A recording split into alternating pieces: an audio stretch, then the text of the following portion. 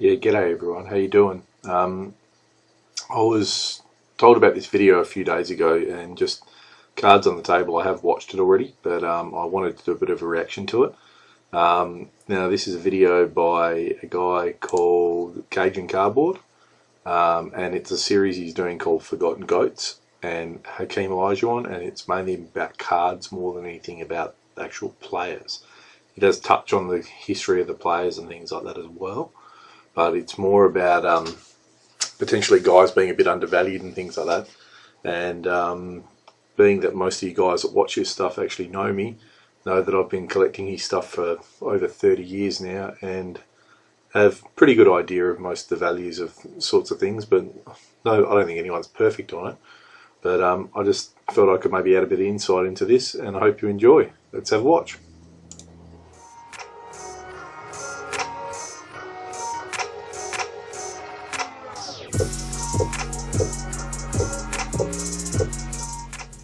Hey guys, Ron with Hakeem Cardboard coming at you from the great state of Louisiana with a new episode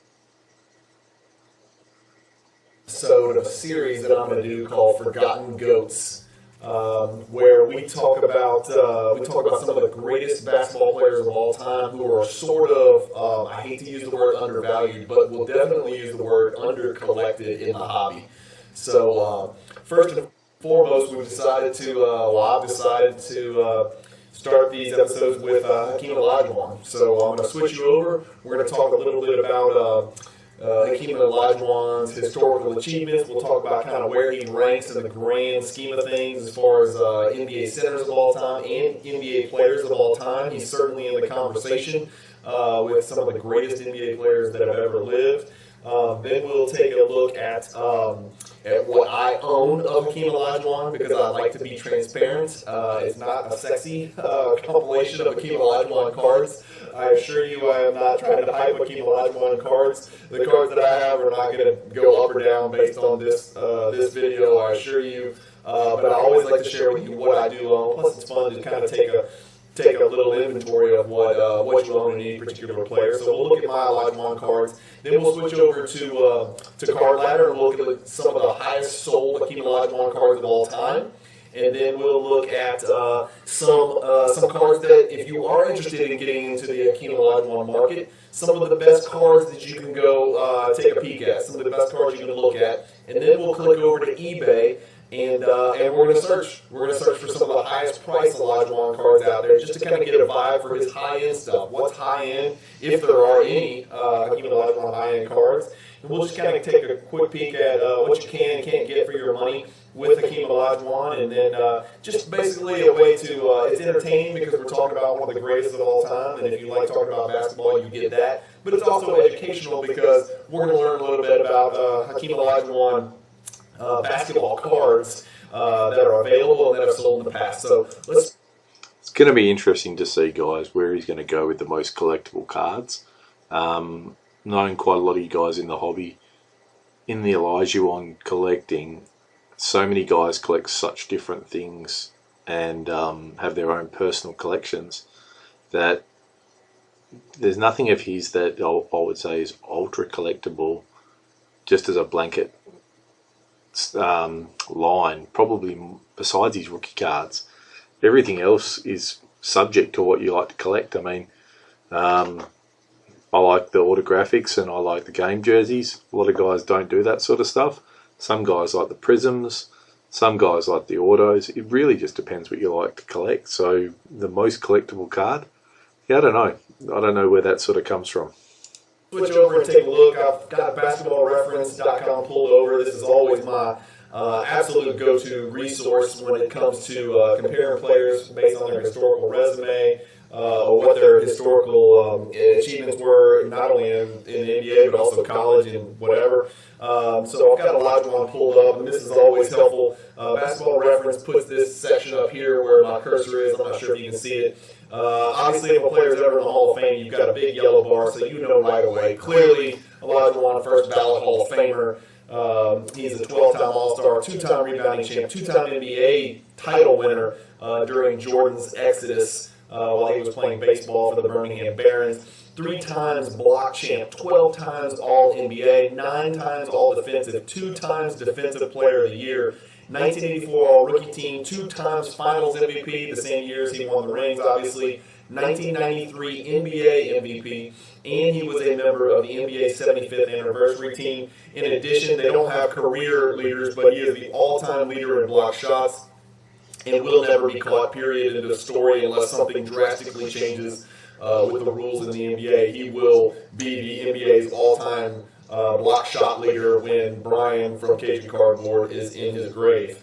If we look at his historical numbers, these are going to be a little bit skewed because he played way past his prime for a couple of years. In fact, he even played a couple of years probably with teams you're not even going to remember. He was a career 21.8, 11.1, 2.5 assists. His PER for his career was an absurd, absolutely preposterous 23.6. And just an absolutely fantastic basketball player. If we scroll down here, as you can see, whenever a career takes up almost more than can fit on your screen, you know you got it in, right? You know you had a long career. Every season where he was an All-Star, you'll see a little star next to him. He was making the All-Star team pretty much every year from age 22 to age 34. For some reason here, when he was 28, he only played 56 games. So I'm assuming that all the games he missed must have been in the first half of the season, because that year he didn't make the All-Star team. But let me tell you, he was bringing it in 1990 because he was still 21 points, 13.8 rebounds, 2.3 assists, and led the league in blocks at almost 4 per game. So I think he missed the All-Star game probably because of these 26 games he missed. They were probably in the first half of the season.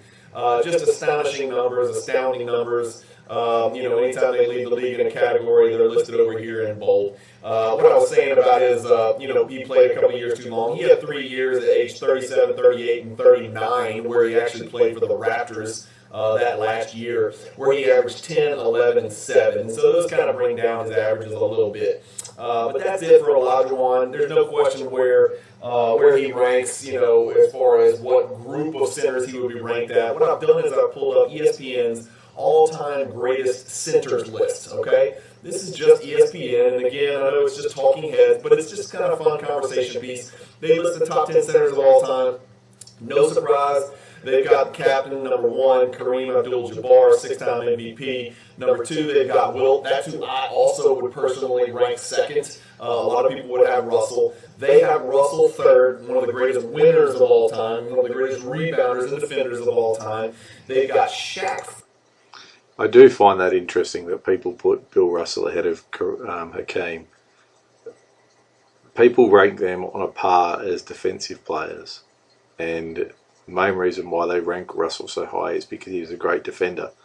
His offense didn't touch Hakeem's, and just because of the fact that he won all those titles on teams full of Hall of Famers in a league that was a quarter of the size, don't think that qualifies for being above him. And yeah, again, my bias comes in with Shaq. Shaq wasn't a great defender. Hakeem was a great defender.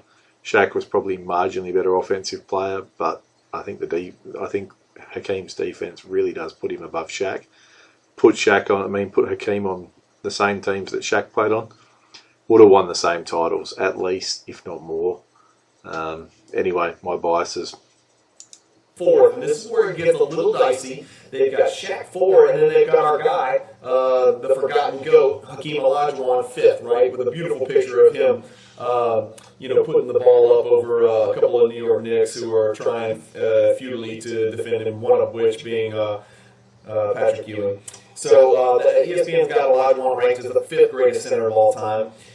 Bleacher Report had a breakdown of the centers, and they have Olajuwon ranked ahead of Shaq, ahead of Moses, ahead of Russell as the 3rd greatest center of all time, behind only Captain Kareem Abdul-Jabbar and the Dipper, Wilt Chamberlain. So Wilt is still 2. They have the Dream 3rd, right? That's a little ambitious and a little aggressive. If you put him on a court, do I think Olajuwon?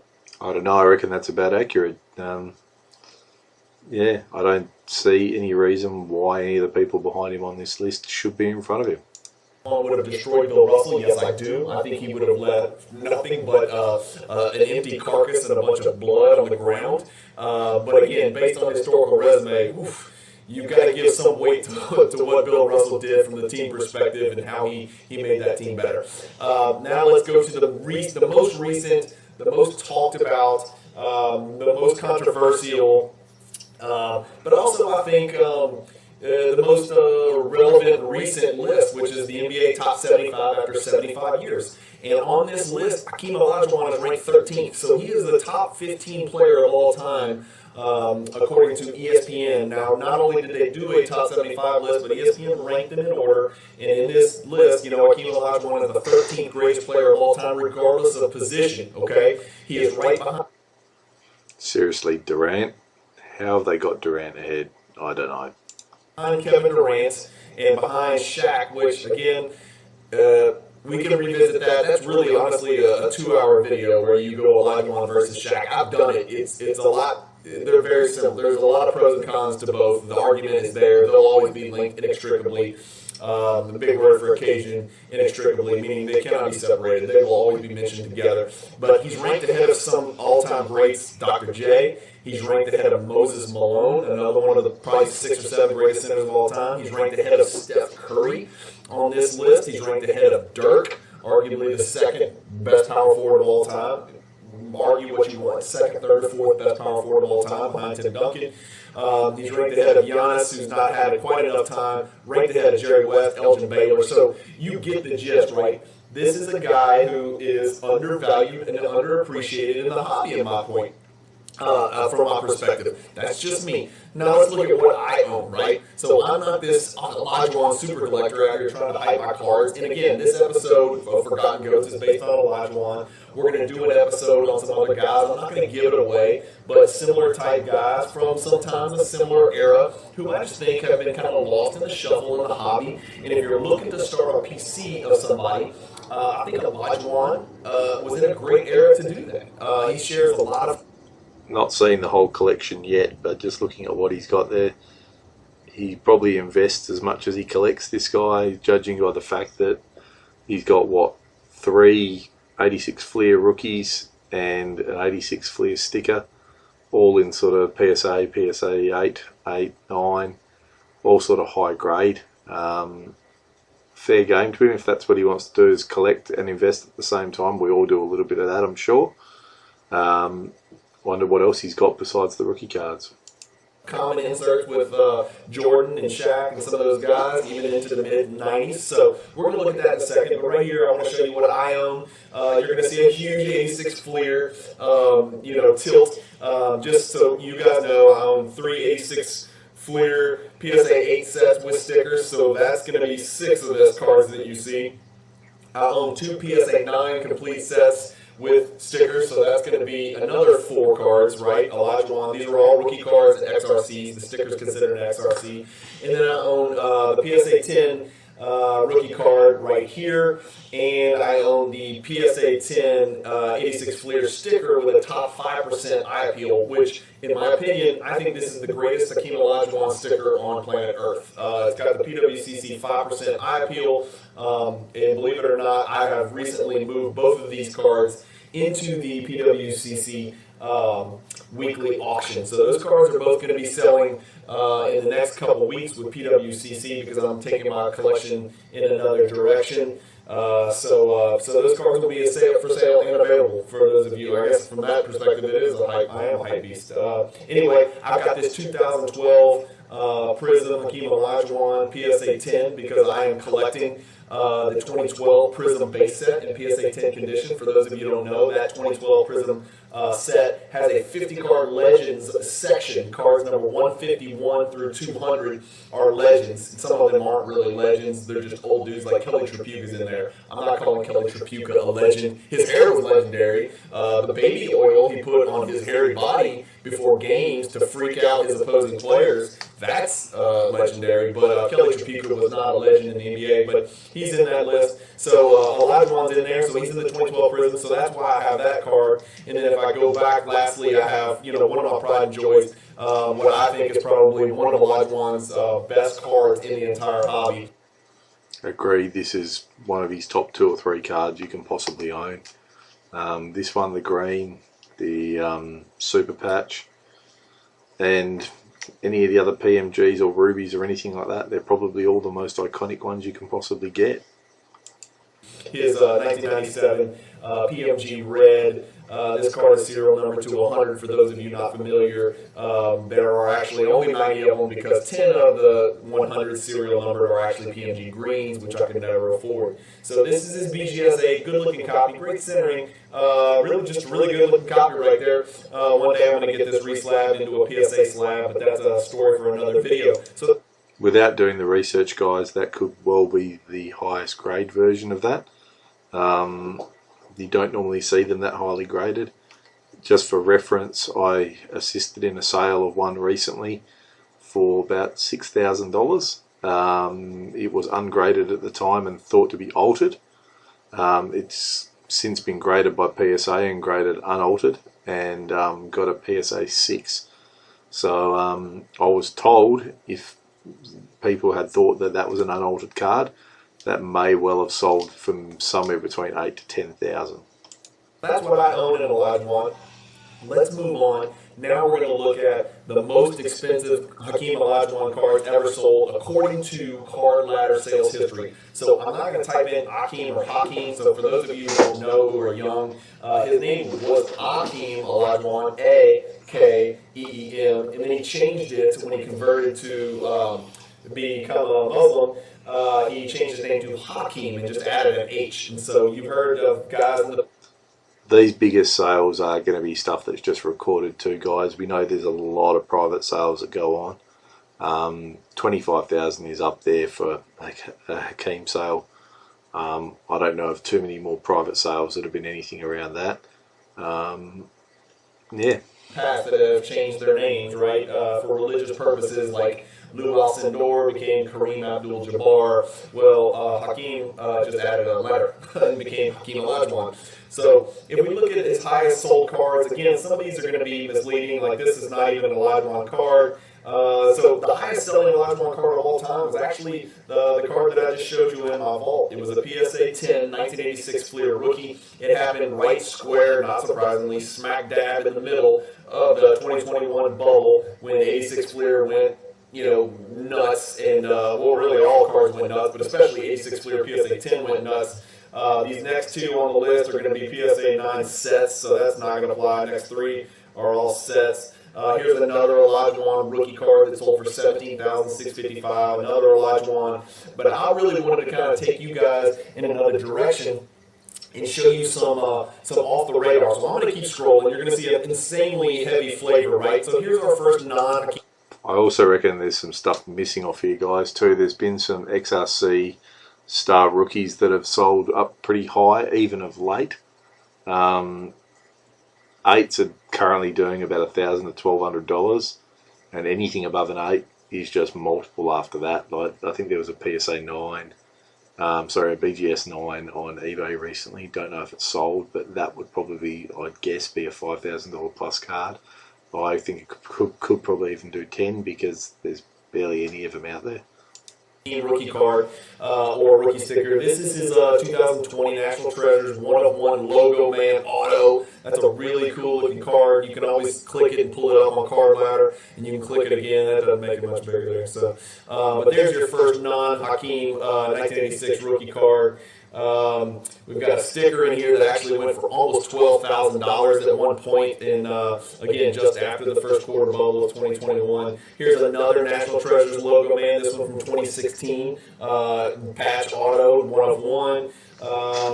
Anyway, just to give you guys an idea, look, we're all the way down here. If you take out his rookie card, if you say, I want to collect Hakeem Olajuwon, we haven't even gotten to a single card. There's not one single Olajuwon card that is sold for $10,000 in history, at least as far as I can tell, that wasn't a 1/1 logo man and or his greatest rookie card, right? Now, I will be a little bit of a spoiler. I paid more than this amount for his PMG Red, but it wasn't a public sale. So for that reason, you know, Card Ladder doesn't have it pulled up. So You can spend over $10,000 on an Hakeem Olajuwon card. Those do exist. Like obviously, his PMG is going to be significantly more. It's probably going to be a six-figure card if I had to guess. But what I'm getting at is Hakeem Olajuwon is not the most expensive.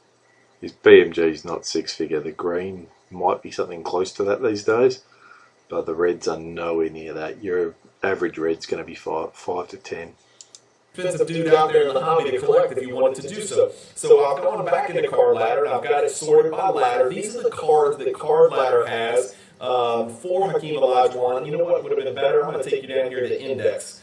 Let's go to Indexes, and we're going to go into Player Indexes, and we're going to type in Olajuwon, and we're going to click him. And now you can look at what his index has done, right? So his Hakeem Olajuwon, the index over the last year, it's actually down, significantly down, like way, way, way down. Part of the reason is most of the index is probably going to be comprised with his 86 Fleer. And like I just explained to you, his 86 Fleer exploded in first quarter of 2021. It's come down heavy like every other 86 Fleer player has. But if we look, let's say in the last 3 months, it should be very steady. It's actually up 9%. Maybe somebody did a video just like this over the last...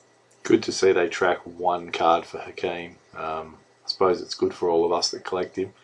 If they're only tracking his Fleer rookie card, then the prices of everything else, as we've seen recently, should continue to go down. 6 months, his stuff is steady, right? That's kind of what we expect from these living legends, these forgotten goats that we're looking at. But if we look at his cards, this would be a great way to look at the value of his cards. We can look at Olajuwon's cards and we can sort it by value from most expensive to least expensive as far as what's in Card Ladder. So you'll see, here's some great options from the 90s to collect. His 1997 Upper Deck first game-used jersey, his 1987 Fleer PSA 10. So an alternative to collecting his, $10,000. How does his card ladder work? They've got the 97 game jersey last sold at $450 and valued at, what's that, over $3,000. Isn't the value something close to what it was last sold for? I mean, this is the set, as you guys know, I'm pretty familiar with. I'd say the value of one of these at the moment, that's probably a touch low. Most of them sell somewhere in the vicinity of about $600 to $800 unless graded. They're not a card that grades really well, but there's no way they're valued at $3,000. The rookie card is his $3,091, second year of 87 Fleer, which is an extremely rare card. Look, I'm going to click it. It's got a pop 36, so if you can find that, not a bad card to put in your collection. His Ultra Stars Gold, absurdly difficult pack odds to pull that card. And so you're going to see, I'm going to just show you some variations. Ultra Stars Gold, the game jersey, his Hot Shots die cut from 1996 Fleer. Showcase is awesome. $635. $635. This is a pop 4 in PSA 10. $635 is what Card Ladder estimates the value. That may be off because it hasn't sold since 2018, where it sold for $80. But what a beautiful card! What a recognizable, iconic insert from the '90s. That Jordan card in PSA 10 for Flair Hot Shots is probably a $50,000. I'm guessing these values must all be PSA 10 values, since Card Ladder is PSA. Because there's no way anyone's paying $400 for anything less than sort of a PSA 10 of a Hot Shots. $1,000 card. I'm guessing completely. We can go look it up on Card Ladder, but just to put it into perspective, Olajuwon is 1/50th of the price of Jordan. Another Olajuwon card is Star Power Supreme. So all these really badass insert sets from the 90s and these really fascinating parallels. 93 Finest Refractors, for instance. Those sets often include Hakeem Olajuwon. So you can go find those Jordan sets if you're a Jordan collector. Here's an example, perfect example. Flair Hot Numbers, right? So 95 Flair Hot Numbers. Olajuwon's in that. 1992 Stadium Club Beam Team. Olajuwon's in that. Look how cheap that Beam Team PSA 10 is. It just sold a month ago for $250 for a PSA 10 featuring this forgotten GOAT, Hakeem Olajuwon. That should give you some perspective of just how cheap his cards are, competitive advantage. So now let's go to eBay. If we go to Olajuwon, I type in Olajuwon, I don't want to put his first name in, and I don't want to miss cards that are on PSA 10, so I just type in Olajuwon under trading cards, And this is what I pull up. First is not just Olajuwon's shared autographs and stuff like that, but they've got a Rose Zero Masterpiece 1-of-1 Flair Showcase here for $39,000. Again, some of these prices are going to be exorbitant and absurd, but you've got his Star XRC in here. People are going to call it a true rookie card, whatever, buddy. That's his XRC from Star. You've got a retro PMG that's not worth that much money, so don't be misled. The Star, you're going to see a lot of 86 Fleer. Here's a really badass Olajuwon Yao Ming dual patch auto. And here's where we see a lot of stuff massively overpriced. Everyone thinks these Hakeem inserts are worth way more than what they are. We're going to have to scroll down a mile before we find something that's actually competitively priced. Card. Again, some of these are going to be super expensive. Barkley and Olajuwon, when they teamed up to chase the title, $10,000 there. More Olajuwons, Olajuwon Shaq dual auto, Olajuwon 87 Fleer, there you go, $8,000. And you saw the last one was like... Actually, let's just pause there a second. Let's go back a little bit. Anyone reckon that's a legit auto? We'll just play on for about 3 more seconds.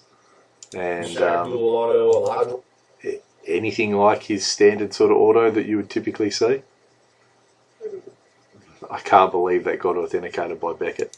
187 Fleer, there you go, $8,000. And you saw the last one was like $3,900 or something like that. So, autographed Olajuwon card, a lot of autographed 86 Fleer Olajuwons, some patch auto Olajuwon stuff from Exquisite. A lot of massively overpriced stuff from Exquisite. 2006 Exquisite. So a lot of just, rubies. Olajuwon's got so many options out there to collect. That's really what this video is about. I just wanted to show you guys a little bit more about Olajuwon, where he hasn't even really touched on what true collecting is about from here. I mean, all you guys that are out there, how many of you have paid more than $500 for a card?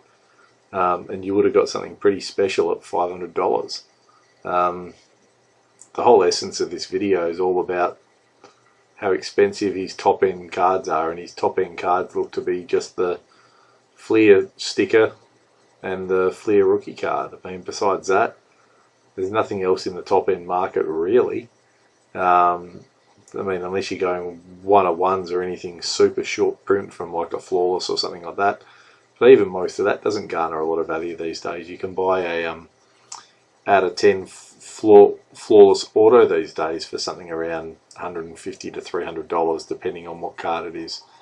Yeah, it's just historically where he's ranked and just how far off the radar he is. Like I'm gonna do this Forgotten Ghost series, and I'm gonna do a lot of other players. Y'all are gonna enjoy these. I'm telling you, they're all gonna be similarly structured. Who they were, what are their credentials, where do they rank as far as lists and experts and media and just like, historical analysts. And then, well, what do I have? Because I don't want to lie to y'all. I'm going to show you what I've got. I'm not a pumper and dumper here. I don't have anything to dump, really. And then we're going to talk about, sales, their sales history and card ladder. How high are their high-end cards? What are the records that their cards are sold for? And then what can we go get? If I wanted to collect Olajuwon, what can I go get? My advice, and I can apply this to a lot of guys that played in the 90s, is what I would do if you want to start PC on Olajuwon, go find all those insert sets and all those parallels that Jordan had from the 90s, and then just see if Olajuwon's in those sets. And if you see a card that looks really fantastic, grab it. You know what's the beautiful about Olajuwon? Most of the Jordan stuff is already graded. So with Olajuwon, you can go pick up his raw stuff. Go grade it with PSA, grade it yourself. It doesn't matter if those cards are PSA 8. If you pick up a Star Power Supreme or a Hot Shots or a TakeIt.net or something like that, it doesn't matter if those cards grade PSA 8. They're still fantastic cards because they're impossible pack odds, they're SSP, and or they're serial numbered. And any cards like that in a PSA slab, even if they're just slabbed authentic, what a great opportunity to go start a PC of one of the greatest players of all time and just slab it up and just have fun and enjoy it, do it.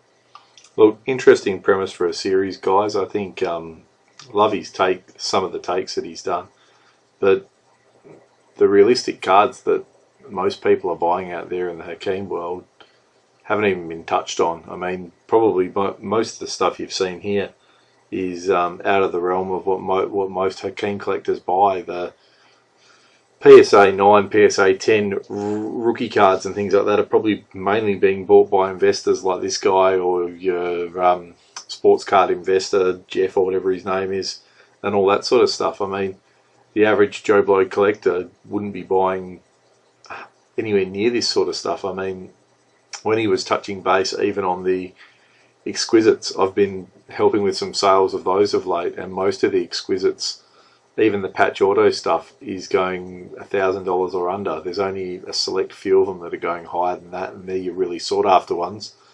And even then, you're still not looking at more than about $2,000. I've moved some super high end stuff in the last 6 months, and only one card that I've moved or helped move for other people has gone for over $2,000. So continue to collect what you want to collect, guys. I mean, there's still great value out there in the Hakeem world.